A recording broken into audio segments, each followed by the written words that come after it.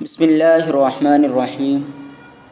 آدمی کو چاہیے کہ وہ اپنے آپ کو حرام کاموں اور گناہوں سے بچائے، اور خاص کر کے طلبہ مدارس کو چاہیے کہ وہ اپنے آپ کو گناہوں اور حرام کاموں سے خوب بچائے، کیونکہ آدمی جب اپنے آپ کو حرام کاموں سے بچاتا ہے، دور رکھتا ہے، تو اللہ تعالیٰ اس کو حلال طریقے عطا فرماتے ہیں، حلال راستے اس کے لیے کھول دیتے ہیں۔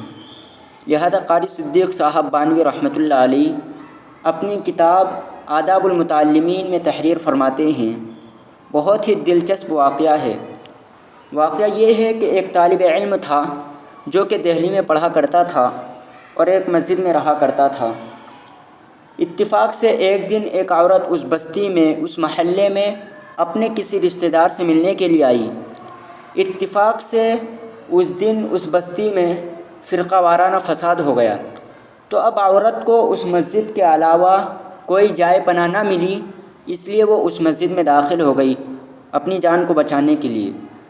اب جو وہ مسجد میں داخل ہوئی تو طالب علم گھبرا گیا، رات کا وقت تھا۔ طالب علم نے معذرت کی کہ آپ کا یہاں رہنا مناسب نہیں ہے، اگر لوگ دیکھیں گے تو میری ذلت ہوگی اور مجھے مسجد سے نکال دیں گے، جس کی وجہ سے میری تعلیم کا نقصان ہوگا۔ جب اس عورت نے پورا واقعہ بیان کیا تو کہنے لگے کہ ٹھیک ہے، کونے میں بیٹھ جا، اور خود حجرے میں جا کر مطالعے میں مشغول ہو گئے۔ اب جب وہ مطالعے میں مشغول ہو گئے تو عورت دیکھتی ہے کہ طالب علم بار بار اپنی انگلی کو چراغ کی بتی میں ڈال رہا ہے۔ اب جب صبح ہوئی تو وہ طالب علم کہنے لگا کہ اب سب فسادی اپنے گھروں کو چلے گئے، اب راستہ بالکل صاف ہے، اس لیے مناسب ہے کہ میں آپ کو آپ کے گھر چھوڑ آؤں۔ اس عورت نے کہا کہ میں اس وقت تک نہیں جاؤں گی جب تک کہ آپ مجھے اس بات کا راز نہ بتا دیں کہ آپ اپنی انگلی کو بار بار چراغ کی بتی میں کیوں ڈال رہے تھے۔ وہ طالب علم کہنے لگے کہ آپ کو اس سے کیا مطلب؟ لیکن جب وہ عورت اصرار کرنے لگی تو آپ نے فرمایا کہ جس وقت میں مطالعہ کر رہا تھا تو شیطان میرے دل میں وساوس ڈال رہا تھا، وہ مجھے گناہ کی ترغیب دے رہا تھا، اس لیے میں اپنی انگلی کو چراغ کی بتی میں ڈال رہا تھا اور اپنے آپ کو خطاب کر رہا تھا کہ دیکھ، جب تو دنیا کی اتنی سی آگ برداشت نہیں کر سکتا تو جہنم کی آگ پر کیوں دلیری کر رہا ہے؟ اللہ کا شکر ہے کہ اس نے مجھے گناہ سے بچا لیا۔ یہ سن کر وہ عورت اپنے گھر چلی گئی۔